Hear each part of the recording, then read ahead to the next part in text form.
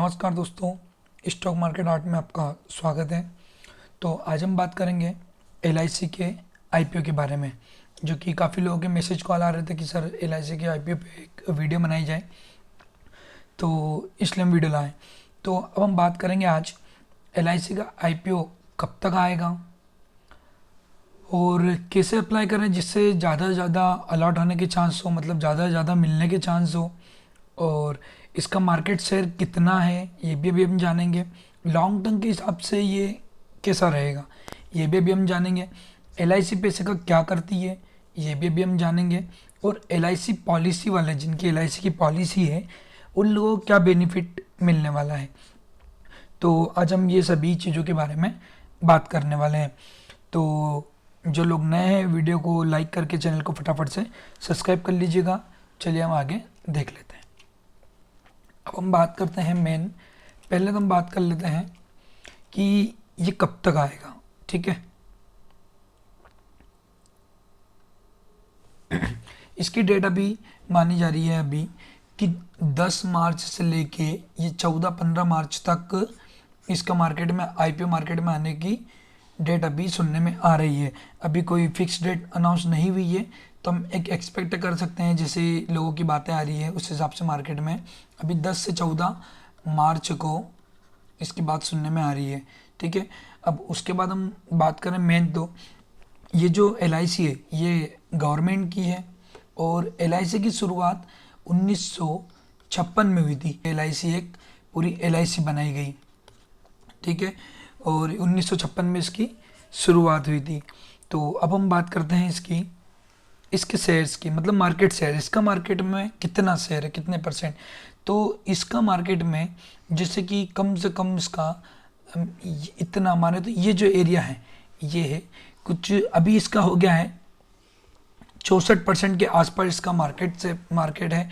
उसके बाद में इसके एसबीआई का आ जाता है। एसबीआई का समथिंग है, यहाँ हम देख लेते हैं। एसबीआई लाइफ, एसबीआई लाइफ का है कुछ 7.8% के आसपास। उसके बाद में और देखें तो एचडीएफसी का है, एचडीएफसी लाइफ का है, वो है करीबन 7.63%। तो सबसे ज़्यादा जो हमारा है अपना एलआईसी का है। ठीक है, एलआईसी का सबसे बड़ा मार्केट शेयर है। तो अब हम इसके बाद, अब आपको मार्केट शेयर समझ में आ गया किसका सबसे ज़्यादा। अब ये एलआईसी पैसे को क्या करती है, जैसे कि ये जो भी पैसा अगर हमसे लेती है तो एलआईसी उस पैसे का क्या करती है। तो एलआईसी उस पैसे का शेयर मार्केट में इन्वेस्ट करती है, उस पैसे को, क्योंकि जो एलआईसी है ये सबसे बड़ा शेयर मार्केट में एक निवेशक है, मतलब सबसे ज़्यादा इन्वेस्ट एलआईसी का ही पैसा है मार्केट में। तो अब ये क्या होता है, यहाँ से इसको काफ़ी ज़्यादा रिटर्न मिलता है, क्योंकि ये बहुत बड़ा एक इन्वेस्टर है, सबसे ज़्यादा पैसा इसी का है। तो ये इन्हीं में इन्वेस्ट करते हैं शेयर मार्केट में, और यहाँ से प्रॉफिट गेन करके ये अपने जो पॉलिसी होल्डर हैं उन लोगों में बाट का बेनिफिट आपको बताया होता है उस हिसाब से। ठीक है, अब ये लॉन्ग टर्म के हिसाब से कैसी है, ये लॉन्ग टर्म के हिसाब से तो अभी इतनी ज़्यादा अच्छी मानी नहीं जा रही है। वो इसलिए क्योंकि ये 2014 में इसका जो मार्केट शेयर था वो कुछ 75% के था, और अभी ये 2022 में इसका मार्केट शेयर हो गया है कुछ 64-65% के समथिंग। अभी इस कारण से क्यों हुआ है, क्योंकि ये जो कंपनी है एलआईसी है ना, एलआईसी का, एक सेकेंड, हाँ, एलआईसी है ना, एलआईसी की जो पॉलिसी का जो रेट है, मान लो कि हम कुछ 1 करोड़ की पॉलिसी ले रहे हैं, 1 करोड़ की पॉलिसी, और यहीं अगर हम कुछ प्राइवेट बैंक की देखेंगे, हम कुछ भी है ना, प्राइवेट बैंक की अगर हम देखेंगे तो प्राइवेट बैंक में क्या होता है, ये जो एलआईसी की पॉलिसी है इससे ये वाली पॉलिसी का रेट काफ़ी कम मिलेगा, मतलब बेनिफिट है। ये प्राइवेट पॉलिसी है, बट हम इस पे क्यों जाते हैं, क्योंकि एलआईसी एक ट्रस्टेड कंपनी है। ठीक है, ये एक गवर्नमेंट की कंपनी है, ये एक ट्रस्टेड कंपनी, इसलिए लोग एलआईसी पर जाते हैं। अब और भी क्या है, जैसे इसमें जो प्राइवेट कंपनियां हैं, जैसे कि कुछ टाटा हो गई है, और भी बहुत सारी कंपनियां हैं जो कि बजाज वगैरह भी हो गई, जो कि हेल्थ इंश्योरेंस वगैरह सारी चीज़ें देते हैं। ये प्राइवेट सेक्टर है, तो इनकी और भी ज़्यादा इनके पास सर्विसें हैं, इसलिए लोग अब थोड़ा सा इधर डाइवर्ट भी हो रहे हैं क्योंकि इनके पास सारी सुविधाएं मिल रही है। हाँ, और ज़्यादा लोग इसलिए इसमें जाते हैं क्योंकि LIC काफ़ी ट्रस्टेड है, ये गवर्नमेंट की कंपनी है, इसलिए लोग इस पर ज़्यादा से ज़्यादा ट्रस्ट करते हैं। तो मेरे हिसाब से ये क्या है, अभी तो ये काफ़ी अच्छी चलती आ रही, जिस हिसाब से इसका शेयर होल्डिंग मान लो कि जिस हिसाब से इसका मार्केट शेयर जो गिरा था अभी, जो कि 65 से 75 से 65 आ गया है, तो हो सकता है कि ये लॉन्ग टर्म 10 साल के हिसाब से काफ़ी थोड़ी सी ये डाउन में भी आ जाए, बट ये स्विंग के लिए काफ़ी बेस्ट है। जैसे कि अभी इसका जो लिस्टिंग गेन रहेगा, लिस्टिंग गेन भी काफ़ी अच्छा रहेगा, उसके बाद में कुछ समय के लिए काफ़ी अच्छा माना जा रहा है, उसके बाद फिर हम आगे इसकी परफॉर्मेंस के हिसाब से देखेंगे क्या मार्केट में ये नया करने वाला है। ठीक है, और साथ ही साथ में क्या है, इसकी पॉलिसी महंगी क्यों है। अब हम इसकी पॉलिसी महंगी की बात करें, क्योंकि इसकी पॉलिसी के पास में इसके पास कम से कम 2 लाख एम्प्लॉयड है। ठीक है, उसके बाद में इसके पास 14 लाख के आसपास इसमें एजेंट है, जो कि गांव-गांव तक इसमें एजेंट हैं, जो कि गांव-गांव तक घर घर जाके वो पॉलिसी को समझाते हैं और जो डॉक्यूमेंट की प्रोसेस रहती है वो सारी करते हैं। तो इसलिए थोड़ा सा उनका चार्ज ज़्यादा है, क्योंकि मान लो एक व्यक्ति 2 से 3 बार जाता है, बार बार पैसे कलेक्ट करने जाता है, तो इस हिसाब से थोड़ा सा इनकी पॉलिसी महंगी है।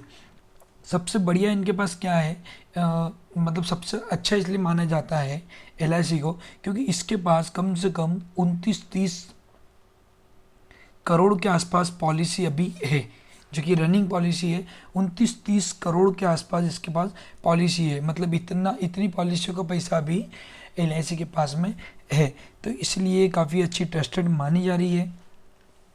अब हम बात करें कि LIC पॉलिसी वालों का क्या बेनिफिट है, जिन लोगों के पास LIC की पॉलिसी है उनके पास क्या बेनिफिट है। तो उन लोगों का क्या है, इसमें LIC पॉलिसी में 10% रिजर्व इसका कोटा रिजर्व किया हुआ है। जिन लोगों के पास भी LIC की पॉलिसी होगी वो ये 10% जो कोटा है इसमें से इसके अलॉट होने के चांस काफ़ी हद तक ज़्यादा होंगे।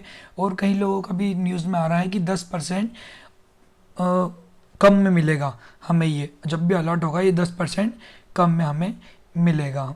तो अब इसमें क्या होगा कि कैसे कंफर्म होगा कि LIC पॉलिसी वाले को किस तरीके से बेनिफिट मिलेगा। तो आपका जो LIC जो पॉलिसी है उसके साथ में, LIC पॉलिसी के साथ में आपका पैन कार्ड लिंक होना चाहिए। अगर ये लिंक नहीं है तो आप अपने एजेंट से भी बात करके LIC की पॉलिसी को आप लिंक करवा सकते हैं, और थोड़ी सी डिटेल जानना हो तो अपने LIC एजेंट से आप बात करके समझ सकते हैं इसमें।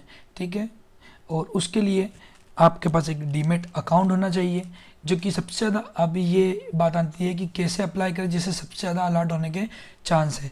तो इसमें क्या होगा, आपके घर में मान लो कि 2, 3, 4 लोग, 5 लोग, जितने लोग भी हैं, ठीक है, आप उनके डीमेट अकाउंट खोल लीजिएगा। जितने ज़्यादा डीमेट अकाउंट से खोलेंगे, मान लो आप कोई 10 डीमेट अकाउंट से खोलते हैं, उसमें से आपको 3 डीमेट अकाउंट में भी अलाउड हो जाता है, तो काफ़ी अच्छे प्रॉफिट होने के आपके चांस है, लिस्टिंग गेन आपको काफ़ी अच्छा मिलेगा। डीमेट अकाउंट खोलने के लिए हमारी जो डिस्क्रिप्शन है, डिस्क्रिप्शन में लिंक दी हुई है डीमेट अकाउंट का, वहाँ से खोलेंगे तो डीमेट अकाउंट बिल्कुल फ्री खुलेंगे। तो डिस्क्रिप्शन में लिंक दी हुई है, वहाँ से आप डीमेट अकाउंट खोल सकते हैं। तो मेरा ओपिनियन माने तो ये इसमें लिस्टिंग गेन काफ़ी अच्छी मिलने वाली है आपको। ठीक है, लिस्टिंग गेन काफ़ी बढ़िया मिलेगी, जितने पे भी ये होगा मेरे हिसाब से ये कम से कम 20 से 30% आपको लिस्टिंग गेन इसमें आराम से मिल सकता है। तो अभी के हिसाब से ये तो IPO काफ़ी अच्छा है, आप इसमें IPO ले सकते हैं। बात का लॉन्ग टर्म के लिए हम आने वाले कुछ समय देखेंगे कि साल भर बाद कंपनी किस तरीके से काम कर रही है, उसके बाद में हम थोड़ा सा देखेंगे। तो चलिए दोस्तों, वीडियो अगर आपको अच्छी लगी हो तो वीडियो को लाइक कीजिएगा, चैनल को सब्सक्राइब कीजिएगा। मिलते हैं नेक्स्ट वीडियो में, बाय।